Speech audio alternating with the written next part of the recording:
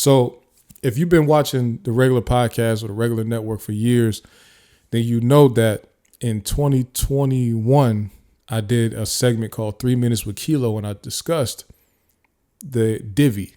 Divvy is a home buying program for people who need help with getting a house and get on the path to home ownership, right? And I didn't just tell people about it. I warned everybody. I warned anybody who would listen. I said Divvy is not good for the market. But now what I feel like is this is kind of similar to the subprime lending crisis that we had. You have buyers who have to use this program. Now they're already putting high cash offers on these houses. So now you're buying above market value. The reason I compare it to the subprime lending crisis is because you're putting people in a situation, basically enabling them to overpay for homes that they can't afford, really. They may be able to afford the original offer, but with the markups, they honestly can't afford that.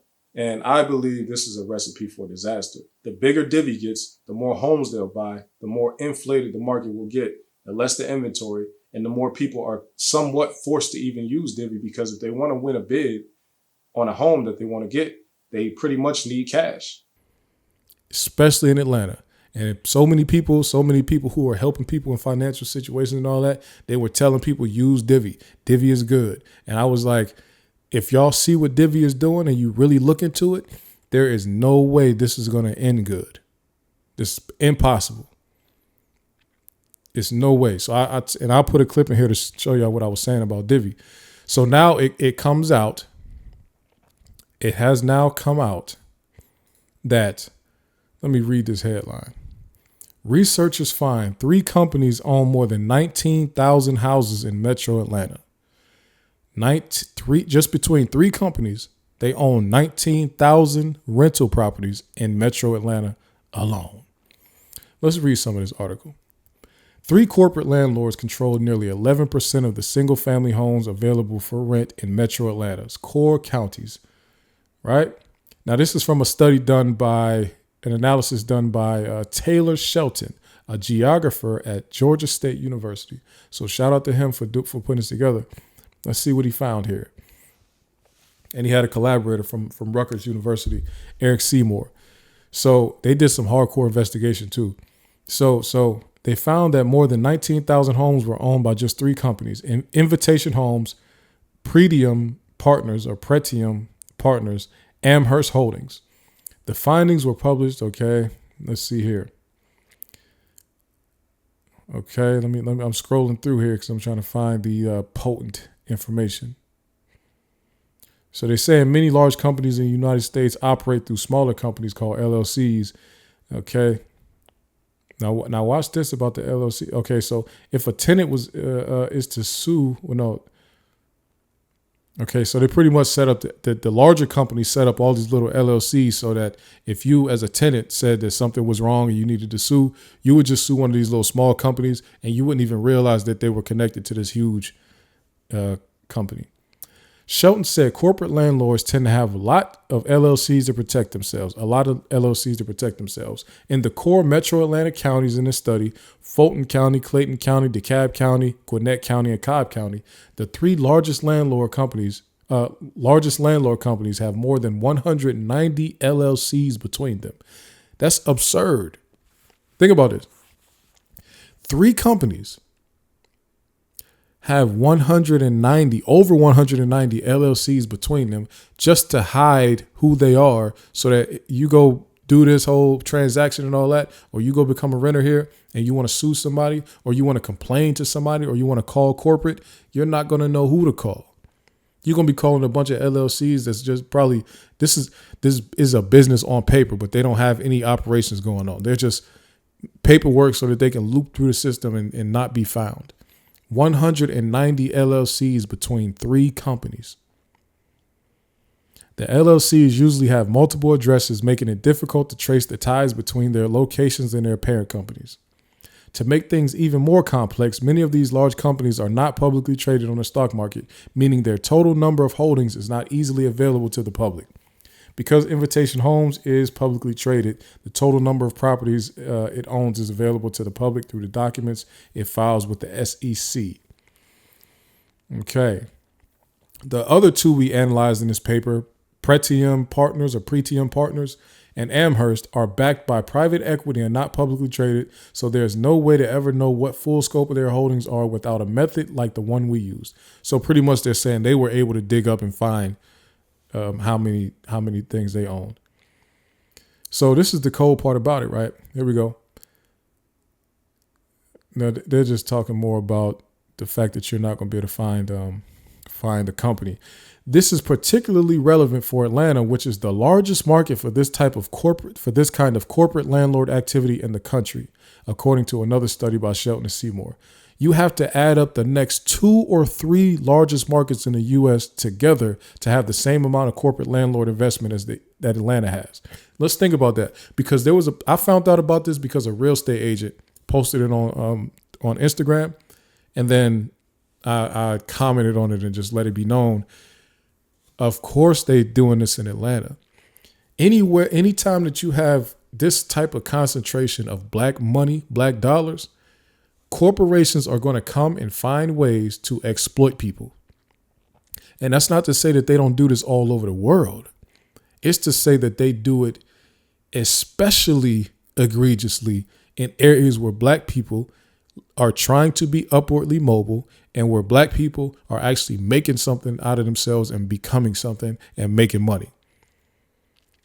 That's where they come up with the most of these schemes. How did they play us before in the last 15 years? They knew black people wanted to get some equity in their life. We wanted to get our net worth up. And guess what we went and did? We started to say, you know what? It's time for us to get in a home ownership game. So these banks and all these lenders across the country started saying, you know what? We're about to give some of the worst loans in the history of the world. That's what they do. And here we are here once again. Just think about it. Atlanta is not, as far as the markets in the country, Atlanta is not the biggest city. It's not the biggest metro area. It's not the most populated. There's multiple cities. There's multiple cities in California alone that got more people than Atlanta do. So for them to say you have to add up the next 2 or 3 largest markets in the United States together to have the same amount of corporate landlord investment that Atlanta has, that's sick. New York has 10 million people. Atlanta has like 500,000. No, well, if you look at the total Atlanta metro, Atlanta's like 4 million. But New York City, many million. LA, many million. Well, no, Atlanta's around 1 million. LA, like 3 million. Last time I checked, I'm saying, I don't know what it is now. Chicago, like 2 million. New York, like I said, 10 million.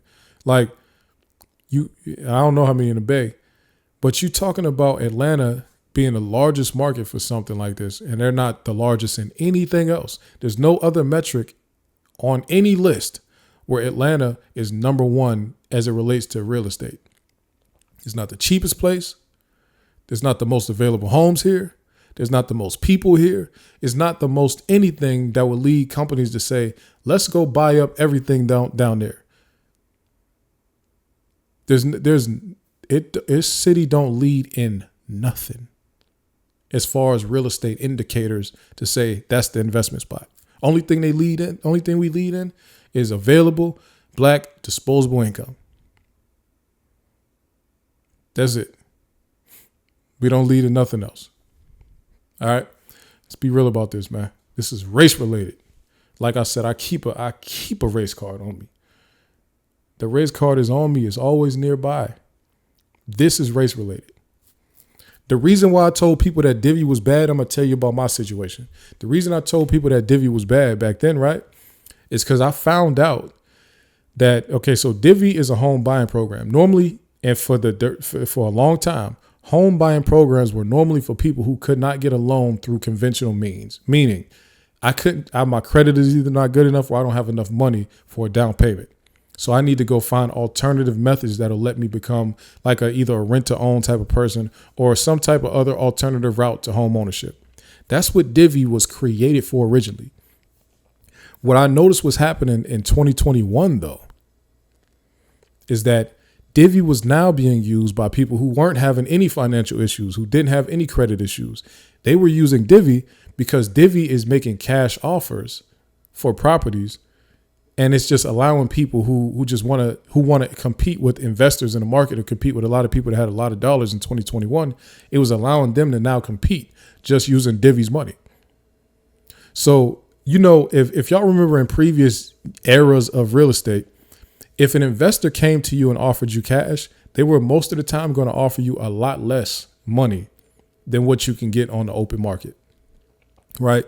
And I got my house, my last house in 2017 for $100,000. Right. Because everything was cheaper back then. I got my house in 2017 for $100,000. In like 2019, I got hit up by an investor. And my interest rate was like 5.25 or whatever like that. So in 2 years, I had only paid down like $3,000 in principal, right? If y'all know what that means, we could talk about that later. But in principal, I only paid down like $3,000 in 2 years, right? So, but this investor hit me up like, yo, I want to buy your house, $70,000. And I'm like, no, but I owed like $96,000 on this joint. I can't give it to you for 70. They're like, I could come up to 75. Like, that's the best I can do. I wasn't even looking to sell my house. They just hit me up telling me, like, pretty much trying to put the pressure on, like, yo, all I could do is 75. Like, well, really, no, what he said was 67 at first. Then he was like, I could do 72. Like, that's the most I can do. And I'm like, no, why would I sell my house for that? Don't even make sense. I'm going to sell you my house, then I'm going to owe another $20,000. That just don't make sense. But what I'm trying to say is that's how investors used to operate. Investors never paid top dollar. Divvy came in as an investor. They were backing these loans up. They were doing closing in 2 weeks, investor stuff. I knew this was fishy. They was closing in 2 weeks. And this is the biggest red flag right here. Divvy was allowing buyers, the buyers that were in their program, to go way over asking price. We're not even just talking about appraised price. We're not talking about nothing. They was going way over asking price. No time in the history of ever in real estate investing has investors been okay paying more than what the seller is asking for. That right there was the biggest red flag to me, and I didn't need to see nothing else. Just forget the fact that this was happening all over Atlanta. I knew it was happening, but it was happening all over Atlanta, right? So it was making prices go up super high. It was making them go up super high because not only there's a lot of money in Atlanta, like just people with bread. Not only do you have regular people that have jobs that have a lot of money to bid, they can, you know what I'm saying? I could bid up with you. You have a lot of that. You have a lot of investors in this city, right? And then you have these institutional situations like Divvy. Divvy was letting people go. So I put my house on the market. So remember I told you I got it for $100,000 in 2017. In 2020, I wanted to sell my house. I wanted to move to somewhere bigger. I put my house on the market for $140,000. Now in 2020, this was before anything went crazy. People were not buying houses for over asking price at that time, 2020. In 2020, somebody would come, yo, I'll give you 135. Like I need closing costs. It was still like that type of thing. They still want you to cover closing costs and they're not giving you asking price. That was still going on. So I end up having to drop my sale price to my asking price to like 135. And I was offering allowance for like new flooring and all that. Like this is how it was tougher to sell a house at that time. It was a buyer's market. Eventually, like we had under contract 4 times. People kept pulling out because there was so much options. There was so much inventory available, so much good options too, that people just, every time they would just get something under contract, then they would see something else that they like better and they would just let it go. They say, all right, I'm out and go get another house. But the lady the day before closing, she pulled out. I guess she had cold feet. She pulled out. So after that, I was annoyed. I just took my house off the market. I said, I'm done with this. Then 2021 comes around. 2021 is a completely different world now. Now people are back spending money as the pandemic stuff is open again, especially in Atlanta, stuff is open again fully. I put my house on the market. I changed my flooring by myself. I changed the bathrooms, one of the bathrooms in the house, but I didn't spend that much money. I put the house back on the market for $185 this time. right? I put it on the market for 185. I had an open house. That day, I got 4 offers that same day. All of them was above asking. The one that I chose was from a Divvy buyer. They offered $200,000 on a house that I had listed for 185. So they used Divvy to go $15,000 above asking so that they can beat everybody else out on a house that they could see, because you could see records of MLS records and all that. They could see that I just listed it a year ago for 135. Right? They didn't care. Divvy is cutting the check. They were cutting the check. So they allowed this investment company, and then they closed in 2 weeks. They bypassed a lot of the due diligence stuff. That was another thing. Divvy, this is another thing that was the red flag to me. Divvy was bypassing some of the due diligence stuff that's normally happening when you are in these home buying programs. You feel me? It was a red flag from the. I didn't even need to see nothing else. I knew what happened in the situation with that buyer, so I seen that. But then I knew what was going on out in the market too, because I was trying to get my own house. I was trying to get me another house, and I know that I was being outbid by people. And I'm like, these people are going so far above asking prices, not making no sense. I told y'all before on here, to get this house I'm in right now, I went $40,000 above asking price. Think about that. I didn't have no it was me, my money. So I went $40,000 on top of a fixer-upper. That's what Divvy was doing to this market in Atlanta. And now we are at this is why, now let me tie it back to the situation with the 19,000 houses. When Divvy was doing that, it was a rent to own situation, meaning Divvy is actually the one that owned all those houses. When I did my video back in 2021, I was showing people how once you do this rent to own thing from Divvy, the house doesn't just automatically go to you. You have to then buy the house from Divvy if you want to buy the house, or you can just walk away. But you have to then buy the house from Divvy, right? When Divvy sells you the house, they mark it up crazy. So you're not even getting the same, you're not getting the price that you just negotiated. So the reason I was calling it bad is because you already inflated the price when you use Divvy's money to overbid on this house to get it. So since you overbid on it, Divvy was fine. They let you pay $200,000 for a $180,000 house. Now they're going to mark it up some more, and they're not hiding that they're marking it up. You can go on their website and see the numbers, which I showed also. So you paid $200 for this house that was only asking for $185. You paid $200. Divvy let you, because Divvy knows in the next 18 months you're about to want to buy this house. You're going to have to pay $225 to get it from Divvy now. That's why Atlanta's market is the way it is right now. Because programs like that. I blame specifically Divvy for this. And just think about this. If you didn't buy that house from Divvy, what y'all think? Divvy just kept all the houses? No. They sold them to these companies like this. Imitation Homes and all this, Invitation, whatever it's called. That's what they do. They're going to sell them in packages just like mortgage companies sell mortgages off to other companies. The same thing. That's how these companies like this are able to get large portfolios. You think they're sitting around buying all these houses up individually?